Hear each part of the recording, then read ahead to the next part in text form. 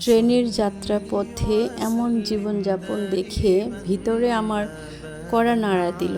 সত্যি, জীবন যেখানে যেমন আমাদের বয়স্ক মা বাবা এখন এমন মানবতার জীবনযাপন করছে, সেটা দেখে সত্যি মনে হলো আমি আপনি কত ভালো আছি।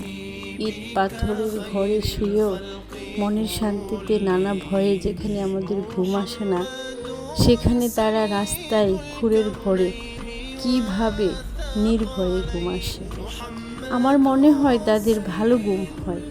এটা দেখে আমাদের ভাবা উচিত জীবন ক্ষণস্থায়ী। দেখেন, কোনো কিছুই দীর্ঘস্থায়ী নয়। তাদের শেয়াল, কুকুর, সাপ, পোকামাকড়ের ভয় সব কিছুকে তোয়াক্কা করে জীবনযাপন করছে। সত্যি পৃথিবীটা এক অদ্ভুত জায়গা। এমন জায়গায় বসবাস করা যায়? মনে রাখবেন, কখন কার কী হয় কেউ বলতে পারে না। পৃথিবীটা এক অদ্ভুত জায়গা। সত্যি তাদেরকে দেখে আমাদের কিছুটা হলেও ভাবা উচিত। আল্লাহ হাফিজ।